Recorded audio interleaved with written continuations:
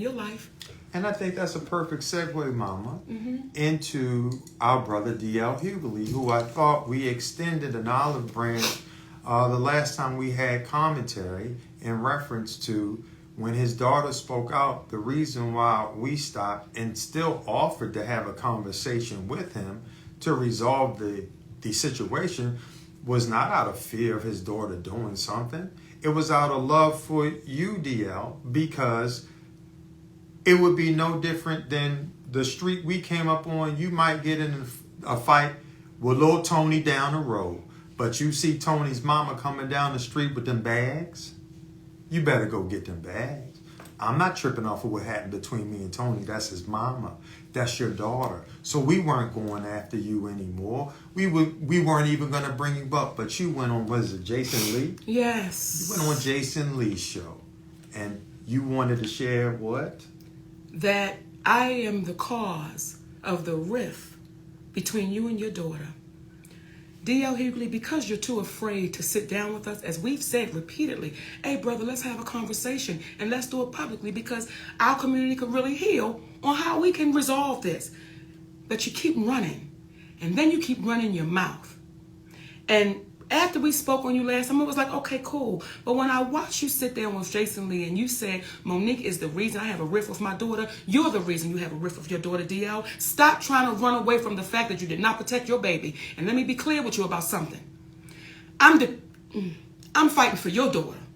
Because I was that daughter too, that had a daddy that did not protect me when I told him I was molested. So I know what that baby's sitting in, and I know what she's dealing with.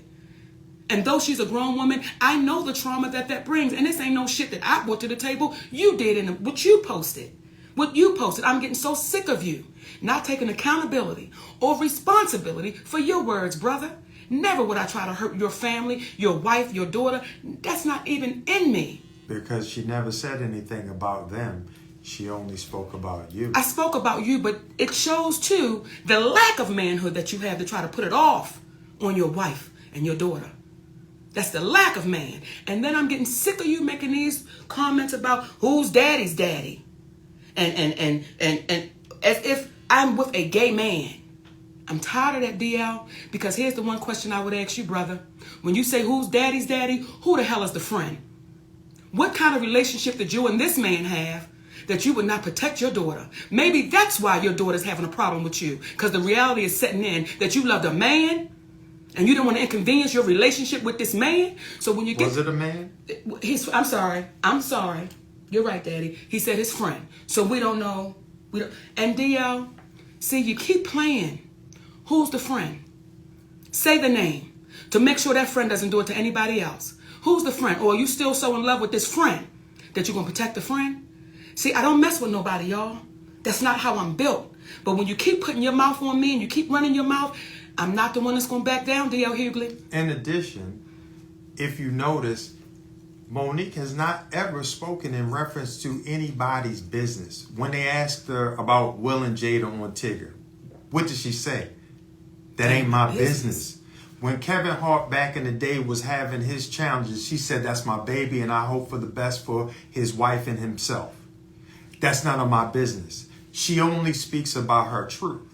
And when you got upset because she reposted what you posted in reference to you not protecting your daughter, consider re-looking at that interview that you had, I believe it was with Sway. Yes, sir.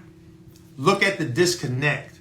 Look at the lack of remorse that you seem to have had when you did that. In addition to that, think about the years that have gone by where you've made your living off of talking about people, from pastors wanting to put up $1 million to box you, to fight you, but you from the whoop-ass tribe, but you went deathly silent, to Angela Stanton approaching you in the airport, as I understand it, you wanted to get security, from the black women who were ridiculed on by Don Imus and called them nappy head and ugly. Nappy head hoes. Nappy head hoes. And you went on Jay Leno and you said, well, I'm not saying they hoes, but their head was sure nappy.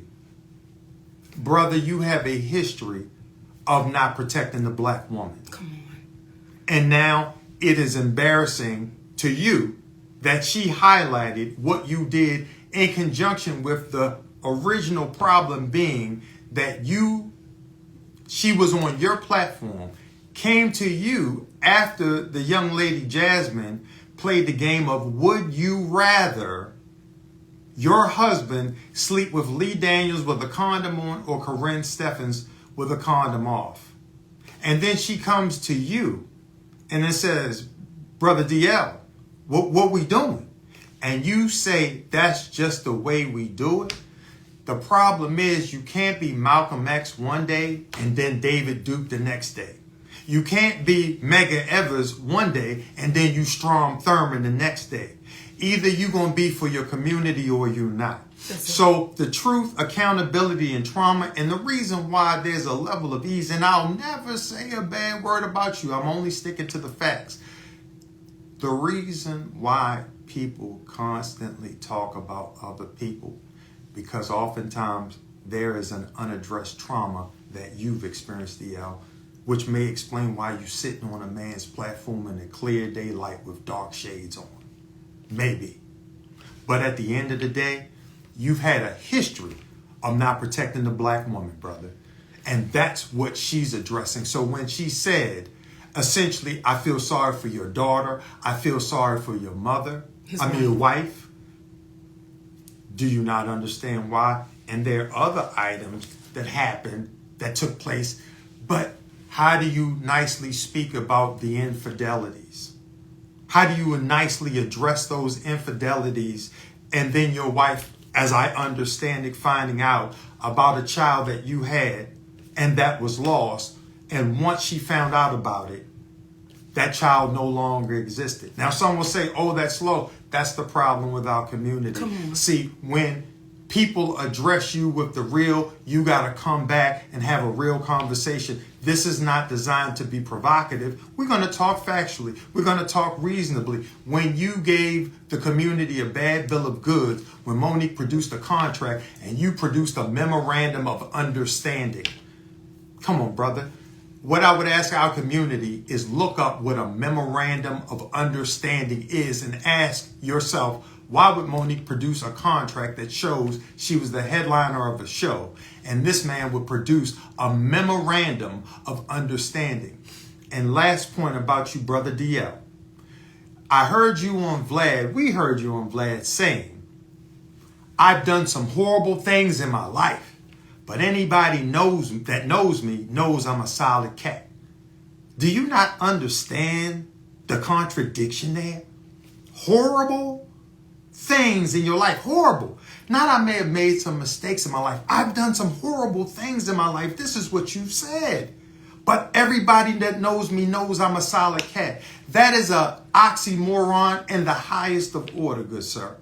So what happens is our community is so used to hearing and not listening that they're not paying attention to what it is that you're saying. Go ahead, Mama. I'm sorry, Daddy. And don't get caught up by the negatives. This conversation is for the positive. This conversation is for those that hear it. And for those that hear it, be unapologetic when you know you're standing in the truth.